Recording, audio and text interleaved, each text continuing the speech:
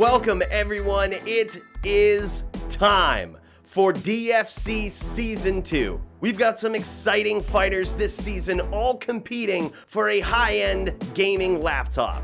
Today we're starting out with the first phase of fights. Players will sign up on arena.gl and be matched up blindly, and must be prepared for whatever challenge comes at them in the arena. At the end of each event, bonus points are given out if you qualify for Fight of the Night. This spot is reserved for those combatants who battle back and forth and make things very, very entertaining to watch. That being said, let's dive in to the second season of the Diablo Fighting Championship.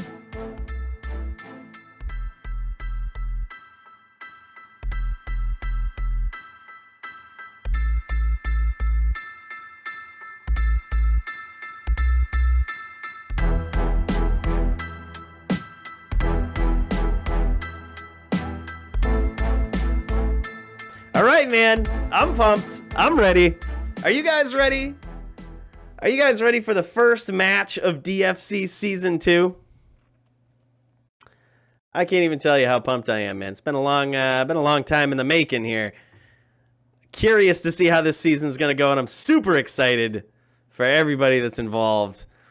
I'm going to get ready and give the official go here.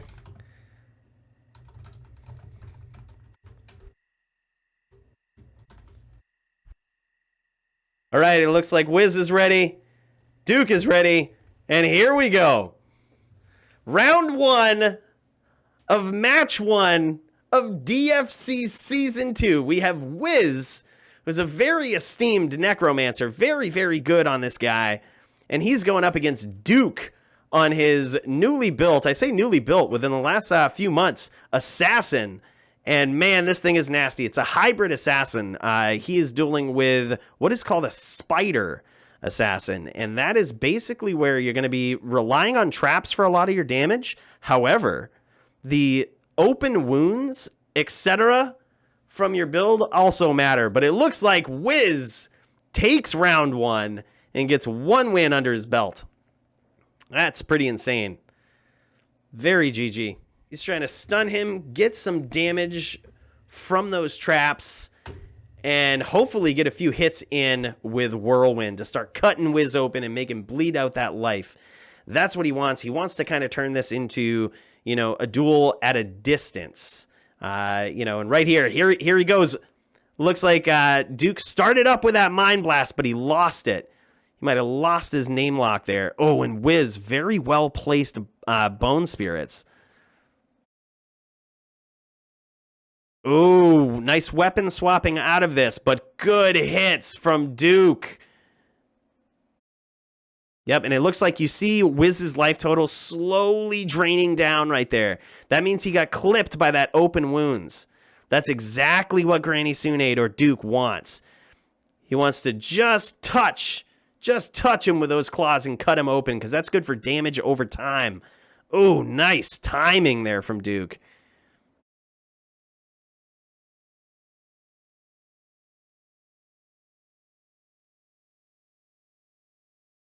Yeah, and with a spider too, Divinity, that's a great point. The damage isn't necessarily meant to be really, really high.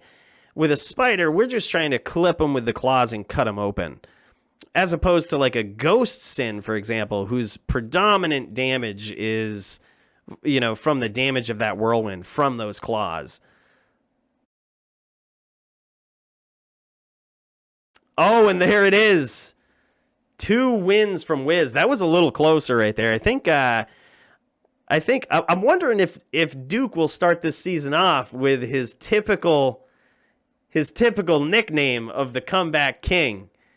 Because I've noticed in that duel right there, Duke started figuring things out. Duke is he's figuring out his opponent here. But he only has 1 duel to pull this off. He only has 1 duel to bring it all back here. And I'm wondering if he can do it. Wow, what a quick first fight for DFC Season 2.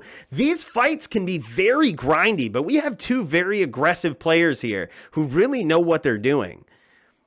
And, you know, that right there in and of itself makes these duels, I mean, they could be grindy or they could be over very quickly. But usually when you see an assassin versus a necro, it's usually a duel of distance. Both of them are trying to keep big distance because, you know, the assassin doesn't want to get anywhere near those bone spirits, and the necro doesn't want anything to do with that mind blast. So both of them try to keep their distance. And it looks like, yeah, Duke is figuring this out. He's CT casting on the traps, and he gets a nice hit in there. He has Wiz Mind Blast locked. But if you noticed, Wiz is doing a very nice job weapon swapping out of those locks. That's very, very crucial. Oh, some big hits there from Wiz. He actually just landed some very nice bone spears at close distance. Duke doing a great job of CT casting. Getting those traps down from far off screen. Oh, nice job. Nice lock from Duke. I think he was going for a teleport whirlwind there, but Wiz got out of that lock very, very quickly.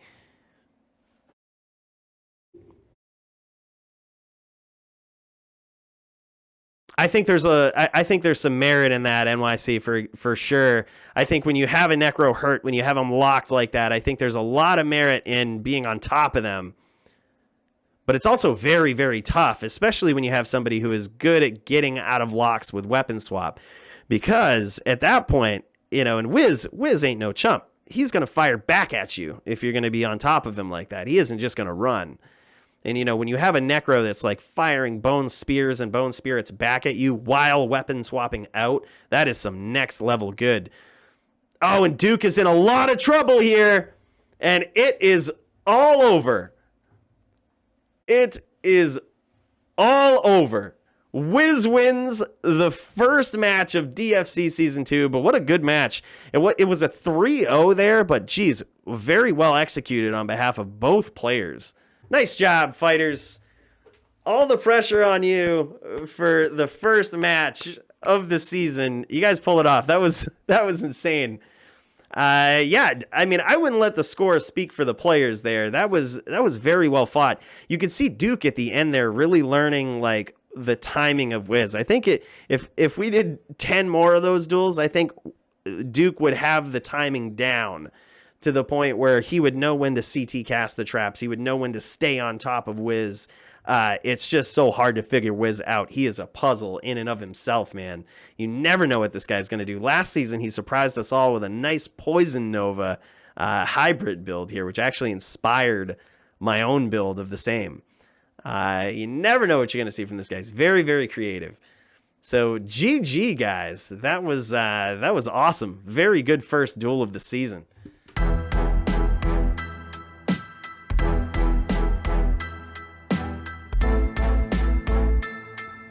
And here we go. Match 3.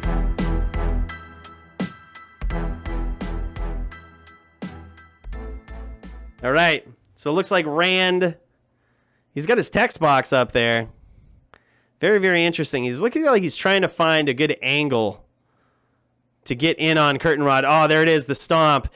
Now, you see with Dark, he's very, very good at chain locking. So I think he's looking for that chain lock. He's looking to get his cursor on Kurt and Rod. Oh, my God.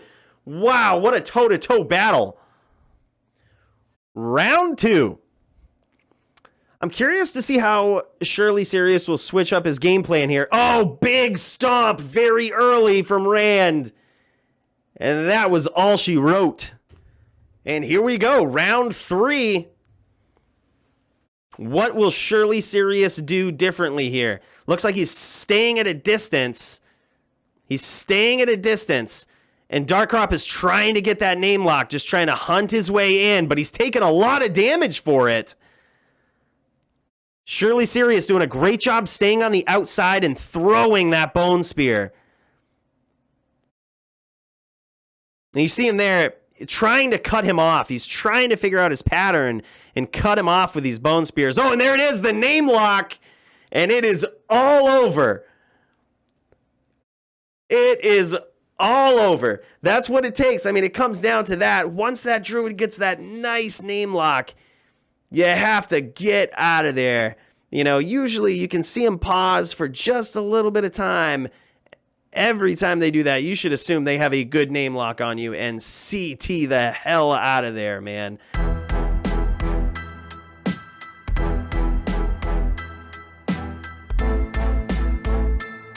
And let's start up round 1 for this assassin versus assassin battle. Now, usually, what I was saying is these fights can be, they can go either way. Well, somebody can get the upper hand very quickly and end the duel. I mean, just getting, hitting with Mind Blast and trap after trap. Or most commonly what happens in these is this is a very strategic back and forth battle, usually at a distance. So I'm super happy that we're able to dial into Max's point of view here to kind of see the action without having to follow these guys around, because these can be grindy duels. Oh, and WSM has him in a corner. Yeah, that could have been bad. I mean, that's essentially what you want to do. You want to get your opponent going into a direction that it just ends up being really bad for him. You want to try to cut off their options. You want to cut off their outs. You want to make it so that when you CT cast or place your traps, they cover the most range, the most different angles that your opponent can go into. And the thing with an assassin versus assassin, especially trapper versus trapper, is it can be confusing as to whose traps are whose. They all look the same, and oh, big name lock here from Max. Big name lock, and he's going to stay right on top of him. He missed the chain lock opportunity there. He's going to try to get it back, but he wants to be careful not to land himself into a pit of traps. That would be horrific for him here. He's got a very good lead early.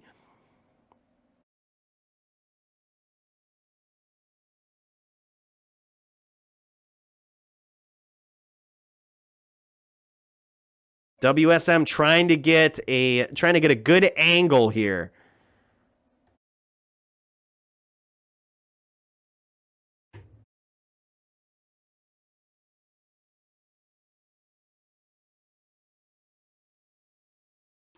Priest, I think you have a great point. This could very well come down to mana. Who uses their mana more efficiently? The new rule in the DFC, I can kind of appreciate it, because it does encourage these very strategic duels. You can't necessarily just keep mind blasting your opponent for the whole duel and running through your mana. You have to do it very efficiently, and I think we're seeing Max do that here. When he's going to mind blast Pemble when he has the chance, and if he can make the best use out of it, we're going to see him really go to town on that mind blast. But if he loses it, or if he notices that it's not going to win him the duel here, he's going to quit, but it doesn't matter. He gets there, a very efficient use of Mind Blast, and a very good call of when to do it. Nice job of budgeting mana there and really thinking long-term with that duel. And here we go, round 2.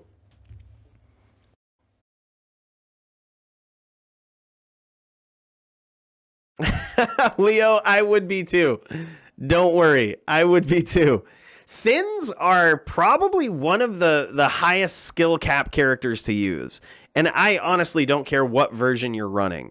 Whether it's a straight trapper or, whether it's a hybrid of some sort, whether it's a spider or a ghost.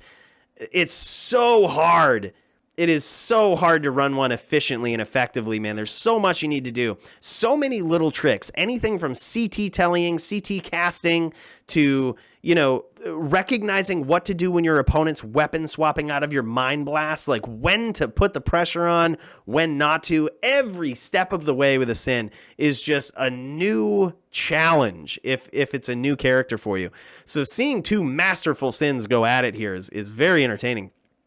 But it looks like Max has caught some damage early. What he was trying to do there is get in and get a very tight angle and try to get that nice name lock going so he could Mind Blast.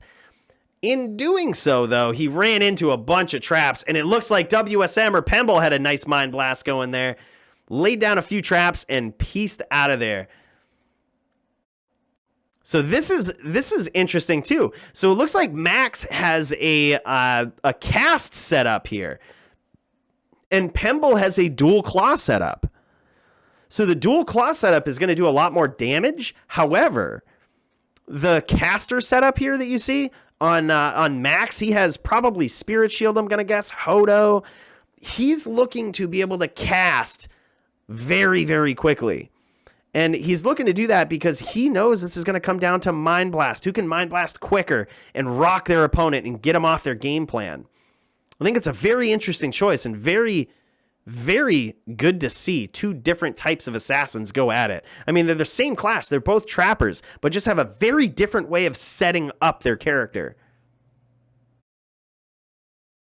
Oh, and that's a good point too, Priest. Actually, Priest brought up a very great point. Because he's not using Dual Claw, he can use T-Gods. That is a very good way to look at that. A very good observation about the rules as well.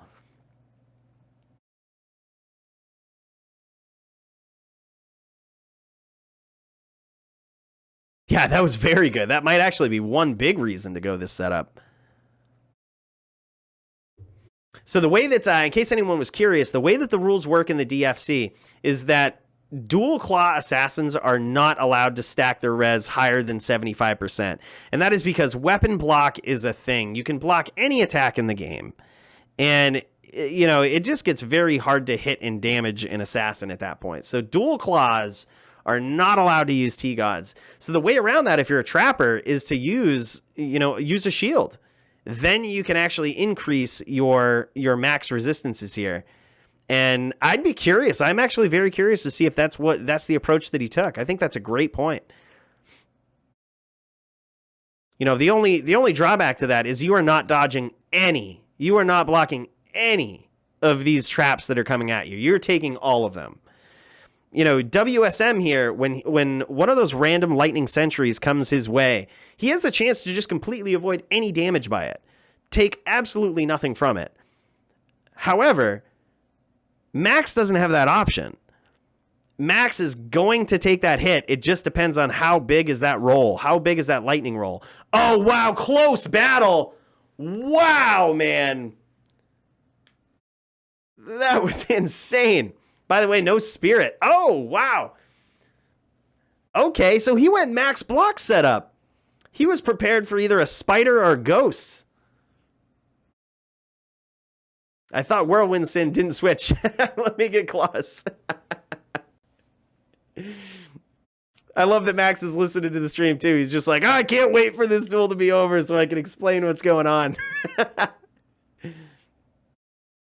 Oh, that was awesome though. That was impressive. He did that with a max block setup. There was literally nothing in that for him. There was... Yeah, and no T-Gods. He did that no T-Gods, SS. I'm actually really impressed with that win now. Knowing that is very, very impressive. And here we go. The start of round 3. Assassin versus Assassin.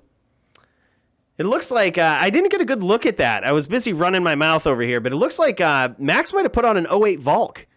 That could be the only graphic helm that makes sense here. And that is a very GG item on a Dual Claw Sin because that allows you to very efficiently keep your IAS up, but also hit max cast. It's a very, very efficient item. Ooh, good name lock there from Max. And Pemble looking to get on the inside. He's looking for a good angle.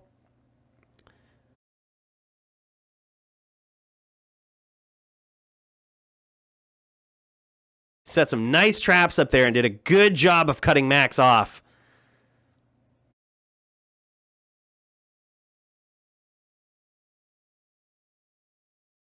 Oh, man. And Pemble teleports right into a surrounding circle of traps there. That was rough.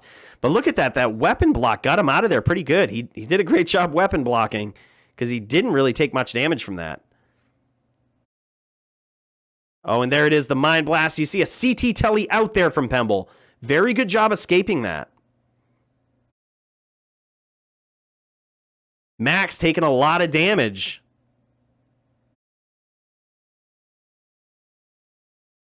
Some good CT casting from Pemble.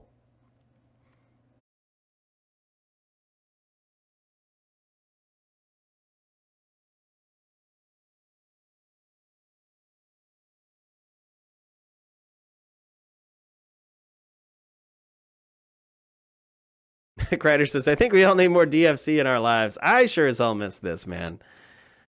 This was awesome. Oh, man, look at this. I am very impressed by Pemble's ability to get out of these name locks. You'll notice him as soon as Max starts that Mind Blast, he's out of there. He does, you know, I can't tell if he's doing a very quick weapon swap and then CT telling out. And now he's on the aggressive with that Mind Blast, Mind Blasting Max, and this is back and forth.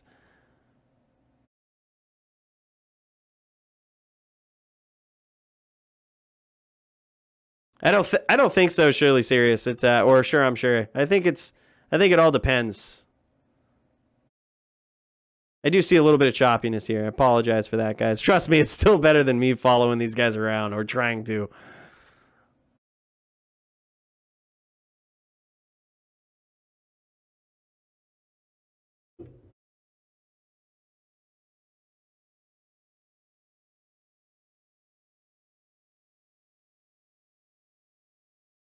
Yeah, this could be a round that comes down to mana here. So it looks like Pemble might be trying to keep the distance. Yeah, he's trying to keep the distance because he is worrying about mana too. Oh, man, and he's very low on life. Oh, and there it is. The name lock finish. Name lock Mind Blast finish. That was insane.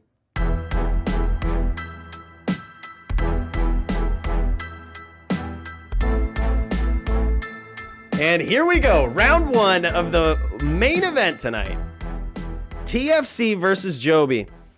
Oh, look at this CT casting very early from Joby. Oh, wow, good name lock from Priest. See, this is what I mean. This is a chess match. Joby's going to keep that Oak Sage up to hopefully eat some of those guideds and save his life total just a little bit. Oh, man. God, man, I have got to learn to stomp like that. That is insane, man. That is insane.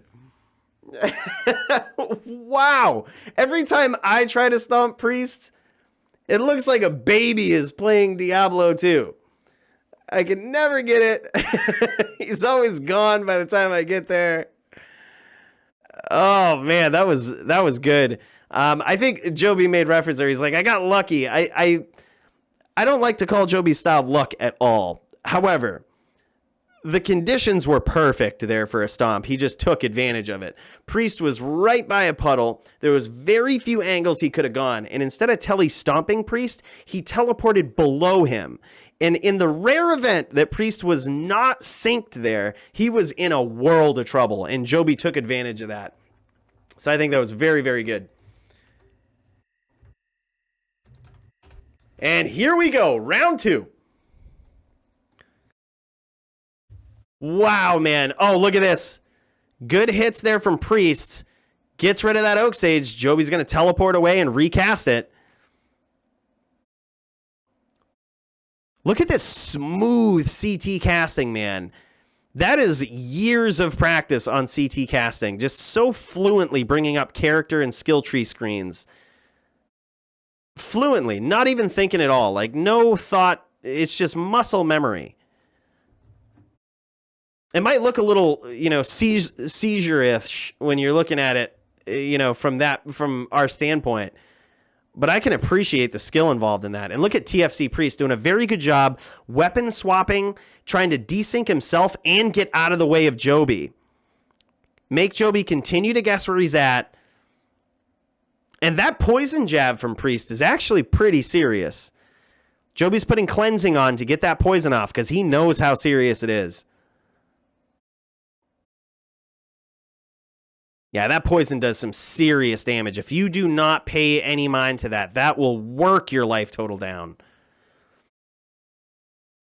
But Priest is very consistent. He's very consistent in his duels. You notice that he's picking all of the right angles to walk to get out of the way of Joby's telestomps. And he has those jabs waiting right there when Joby shows up, and he will consistently work your life total down. These duels could go on for 20 minutes straight, and Priest wouldn't miss a beat. This guy's very consistent in his movement, in his shots. Look at that timing that he's picking. Every time, every split second that he has, he's going to shoot an arrow at you. He's going to keep that pressure on, even at close distance. Joby, noticing how bad that poison is, has to go and put cleansing on to get that off. Oh, and big hits here from Priest. Oh, and all of those arrows coming in at Joby. He luckily blocked all the ones that he needed to there. But TFC is working himself into a corner. I'm wondering if this is going to go his way. Joby taking a lot of damage here. Appears to be in a lot of trouble. He's going to need to get some really good stomps. He's going to need to be very efficient, or this could go south very quickly.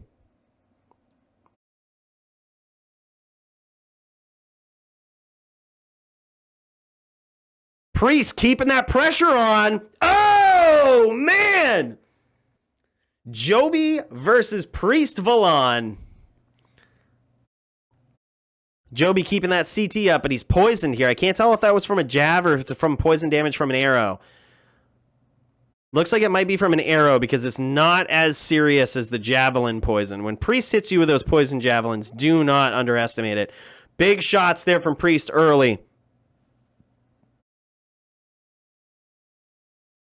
He might actually be, Duke. I've learned not to question the item choices of Joby. Sometimes they're very random.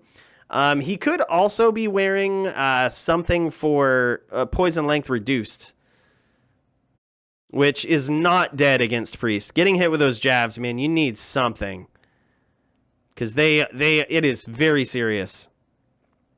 Not something to take lightly at all. See, look at this. Very good choice of skills here from Priest. He's got Joby on the outside, so he's using that multi-shot. And a very nice placement of the poison jabs there, too. This guy is no joke. Just seems to know what you're going to do before you do it. And Joby just taking that damage, getting pinged down. I think he's putting cleansing on. He's recasting Oak, but I think he's taking some time to kind of think about how to go about this. Priest just has this way, when you duel against him, he gets you into this pattern, and eventually it feels helpless. If he figures out your moves and he figures out what he needs to do, it eventually starts to feel helpless, man. At least that's the feeling I get. Just a very, look at this, very consistent movement, keeping that multi-shot going. Look at this. Just has arrows waiting right for Joby where he's going to be. And it's not very intuitive. Most Zons would aim at the character. But Priest is aiming where he's going to be, which is sometimes completely in the opposite direction. Very good timing. Hits him with a poison jab there. That is doing some serious damage. Oh, and a good stomp from Joby. It's stomp or die here, and he chooses the latter. Oh, man. Vicious, consistent damage from Priest. Very, very evasive. Priest is extremely hard to hit, and I think with a mage here, Joby has one goal. He needs to stomp with hammers. And, the big drawback here, too, and something that I think, should definitely be understood, is that he has class disadvantage here as well. And that is because when a Zon like TFC Priest, when you have enough skill where you can pull this off consistently, when a Zon does that consistent weapon swapping, they will desync themselves. So stomping and keeping up with their movement is very, very hard. Very, very hard. Oh, and he's going in for the charge. He's trying something different. Very well done. A different mix-up of skills here. Oh, man! He's getting some of that damage in. Oh, nice stomp, too. But he's losing life very quickly, and it is all over. Joby has been slain by TFC Priest. PriestValon with a nasty start to this season. An absolute nasty start to this season. That is a feather in your cap, my friend. That is one hell of a way to start this season off.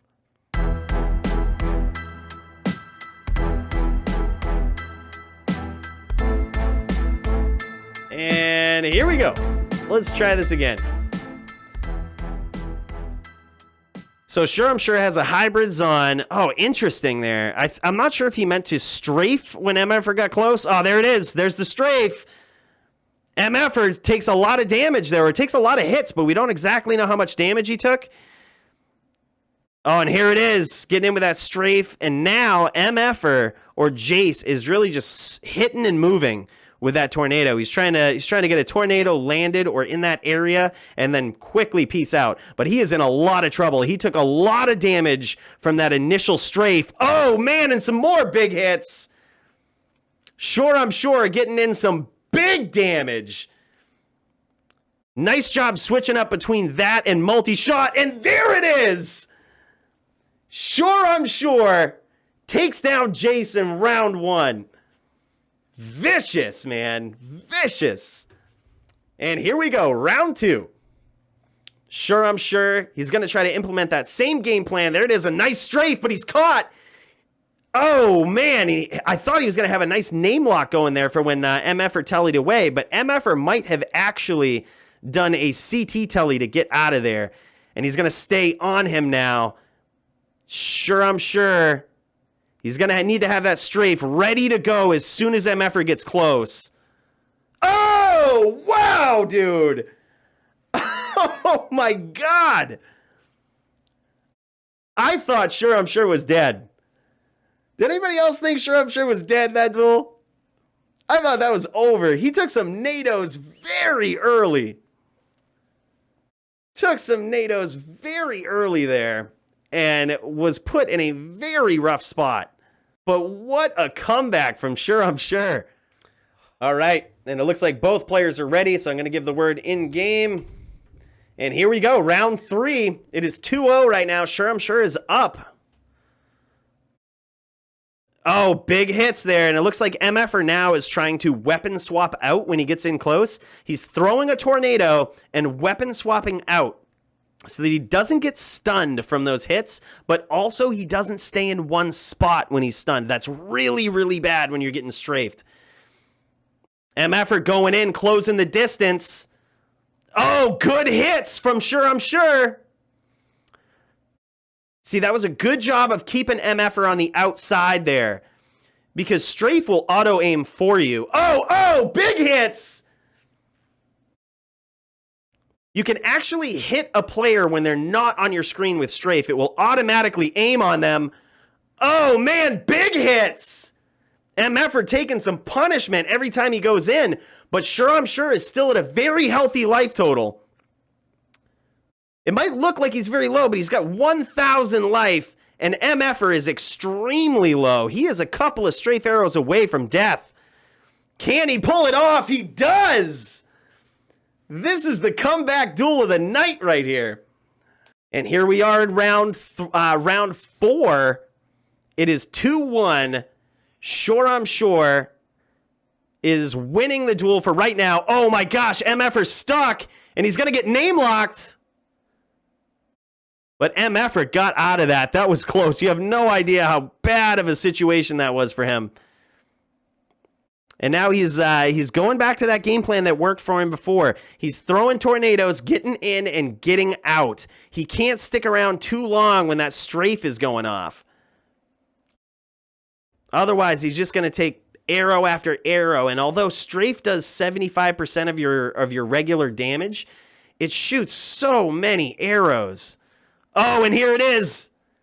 Both fighters going toe-to-toe.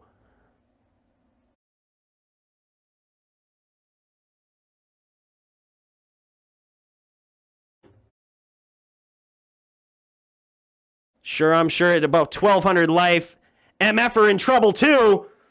He could be a multi-shot away from death now. This is a really tough call. sureimsure sticking to the game plan of strafe. I think that's a good idea. Oh, man.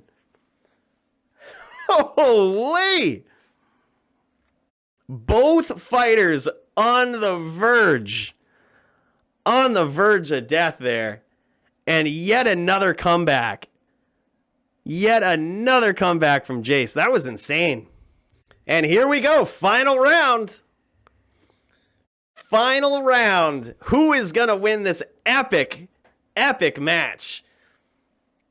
Oh, nice shots there early from sureimsure. He got some ping damage in there with multi-shot. You notice him staying right in his poison cloud there. Oh, big hits. Big hits. That was very well done there by sureimsure. What he did was he's recognizing what MFR's strategy is now. He's recognizing that MFR is coming in, throwing a NATO, and leaving. So what is sureimsure doing? He's just moving out of the way. He's moving down while he's shooting back. And that's going to pose a very new and unique problem for MFR. And I'm curious if he's going to solve it, but he's got a very limited window to do it here. His life total is extremely low. What he's doing now is firing up those pets. Firing up those pets to try to block some of these shots. This is a nail biter. Oh, man! There it is. Sureimsure takes the duel. That was fight of the night, man. I mean, I don't know how much better and more nail-biting fights can get. Wow, I must say, I am very, very proud of sureimsure. We have seen that guy build that Zon from scratch, taking advice from some of the best duelers in the game, switching his build, trying different things. And I mean, this guy is an inspirational story right there. A great display of skill on both sides there. Very good strategy from Jace. I think he did a great job of adapting after losing those first two duels. He very quickly adapted his strategy, but in that last round, sureimsure adapted his too, and that really paid off. I am very impressed. What a lineup for the first night of DFC Season 2. What a lineup, guys. If that doesn't get you excited, I gotta ask, are you really a PvP fan in Diablo 2? Because that was a nasty roster of fights.